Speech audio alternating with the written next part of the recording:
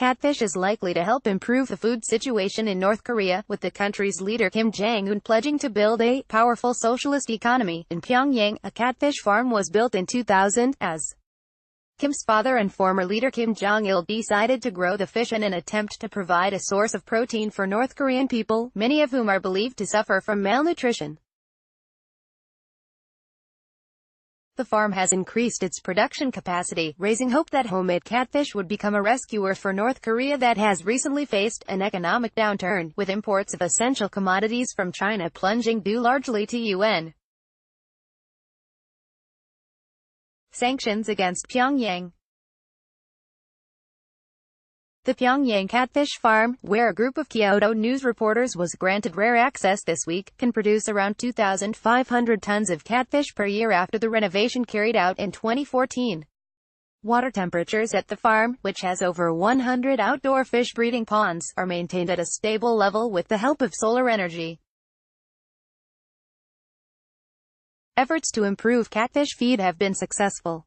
From October through May the following year, young fish are grown, and 2,000 tons of raw, frozen or smoked catfish are supplied to people in Pyongyang through markets and restaurants, including Okryu Gwan that serves a Pyongyang delicacy of cold noodles. A 900-gram catfish is enough for 3 bowls of soup, meaning the farm could yield enough catfish for 6 million bowls of soup in the city of about 2,500,000. Although one of the main foods at restaurants in North Korea had been mullet before 2000, Kim Jong-il was aware that it was difficult to obtain the sufficient amount of the fish to meet energy needs of the country's people. Catfish is seen as nutritious. In Japan, Kindai University in Osaka has tried to grow catfish in a bid to market it as a replacement for eel, an endangered fish that is a very popular food among Japanese and is rich in fatty acids, calcium, vitamins and iron. Initially, the farm was able to produce only 200 tons of catfish. It did 800 tons in 2009. After the renovation, 1,880 tons were yielded in 2015. Learning from the good examples in Pyongyang, many catfish farms have been constructed across the nation. North Korea, however, may encounter a new challenge down the road. Young people in the country say they prefer meat rather than fish as in Western nations. Kim Jong-un has already started to implement measures to increase the availability of meat by promoting the livestock industry.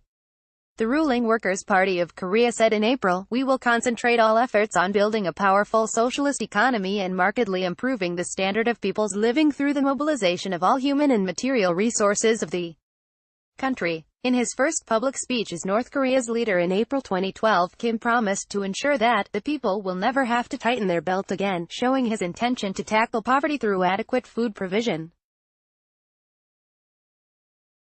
But North Korea's economy shrank 3.5% in 2017 as the international community, including China, has imposed sanctions aimed at preventing Pyongyang from developing nuclear weapons and ballistic missiles, a report released by the Bank of Korea showed last week.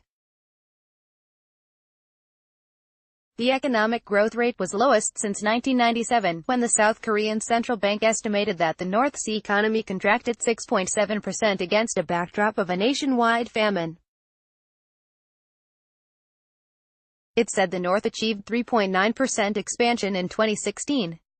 China, which used to account for about 90% of North Korea's external trade, ramped up economic sanctions against Pyongyang late last year.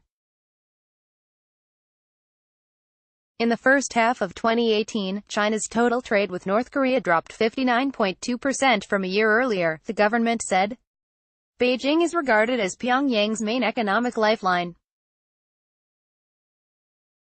Mark Lowcock, chief of humanitarian affairs for the United Nations, said earlier this month that a large number of North Koreans still need assistance, while around 20% of children in the country have stunted growth because of malnutrition.